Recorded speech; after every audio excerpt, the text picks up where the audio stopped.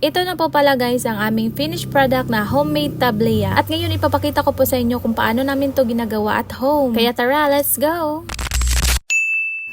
Hi guys! Kasama ko po ngayon si Mama at nandito po kami sa likod ng bahay namin. Dito kasi nila binibilad ang mga buto ng kakao. So after nila i-ferment ang mga cacao seeds ay nilalagay na nila dito sa dryer. So ngayon ay gagawa tayo ng tableya. Kailangan lang natin ng cacao dried beans. At ang una natin gagawin guys ay isasangag na natin ang mga buto ng kakao. Ilagay sa kawali at ukayin hanggang sa maging dark brown na ang kulay. At sa puntong ito guys, ako na ang nag-ukay. Tinulungan ko si Mama kasi napakainit at na-realize ko na hindi pala talaga ito madaling gawin kasi sa pagsasangag pa lang ay napakainit na talaga ng kamay mo kakaukay. Kasi nga, kailangan talaga siyang ukayin palagi para mabalance ang pagkaluto ng mga cacao beans hanggang sa maging kulay dark brown na ang mga ito. At pagkatapos namin magsangag guys, ay inilipat na namin sa nigo para dito didikdikin o dudurogin. Itong bote pala ang ginamit namin panduro guys kasi mas madali siyang gamitin. Dahil kailangan talaga siyang durugin para matanggal ang mga balat ng buto at para din madali lang gilingin sa grinder machine. So pagkatapos nito ay si Mama naman ang gagawa. So aalisin niya yung mga balat. So in Bisaya, it's taphan, magtahop, gamitan og nigo. And we make it sure na wala na talagang balat na matira. Hindi talaga ako marunong magtahop guys, pero si Mama napaka-easy lang to para sa kanya. So let's proceed to the next step, ang grinding process. So dito si Kuya naman ang gagawa sa pagigiling gamit itong aming grinding machine. Dati pala guys, wala kaming sariling grinder. So pupunta pa si Mama sa bayan para doon magpagiling ng mga cacao beans. At para di na mahirapan si Mama kakapunta sa bayan para magpagiling ay binilhan ko sila ng grinding machine. So last year ko pala binili ang grinding machine guys. Binili ko lang to sa Shopee. So mag 1 year na din itong machine na to sa amin. And so far, so good. Napaka-useful talaga ng machine na to.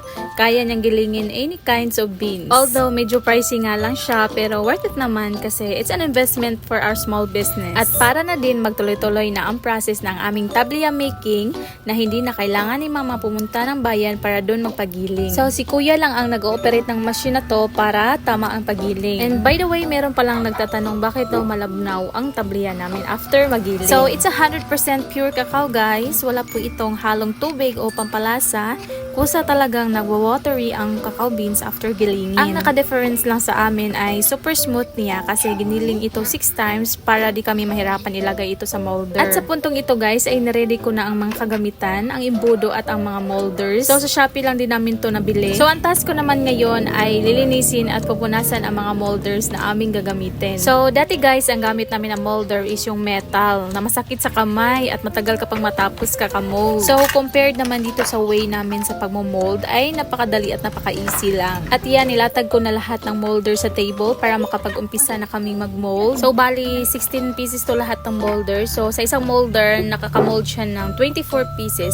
So sa isang batch nakakagawa kami ng almost 400 pieces na tableya. At yan guys, proceed na tayo sa next process, ang pagmo-molding o paghuhulma. Before we start, ay tinuruan muna ako ni Kuya kung paano ito gawin. Kasi first time ko palang to matry at kailangan ito ng focus at concentration para di umapaw sa molder. So ganito lang naman to siya gawin guys. Itong imbudo meron siyang control na open and close. Pag nirelease mo to up ay mag-o-open yung imbudo at pag pinush mo naman to down, magka-close ang imbudo. And then lipat na sa other circle until mapuno lahat. So kung titingnan natin guys ay parang napakadali lang niyang gawin. Madali lang naman talaga pag nasanay ka na. Pero para sa akin dito lang talaga ako nahirapan sa pag-stop. Nakakalimutan ko kung saan ba yung open at close. That's why kailangan talagang ganito ang consistency ng tableya para madali lang ilagay sa molder. So ngayon guys, it's my turn. So kailangan namin itong tapusin agad at madaliin kasi gabi na. Usually si Mama at si Papa lang talaga ang gumagawa sa paghuhulma. So sa ngayon, tumulong ako kasi on vacation ako dito. Nag-e-enjoy naman ako sa ginagawa ko at tumulong ako kasi marami din ako order ng tableya. At ito na lahat guys, natapos na din namin sa wakas ang paghuhulma. And our next process guys ay ilalagay na namin ito sa refrigerator and chill it overnight. So merong mga kahoy sa ref guys. So ang purpose dyan ay para hindi magkapatong-patong ang mga molders. And we just leave it overnight. At kinabukasan, nandito ako ngayon sa bakuran namin guys. Umiinom ako ng sikwate sabay bate ng good morning sa aming mga alagang aso. At kinuha na din ni Kuya guys ang mga molder sa ref para tanggalin ang mga tabliya. So ang purpose pala kung bakit namin ito chinichill overnight is para madali siyang tumigas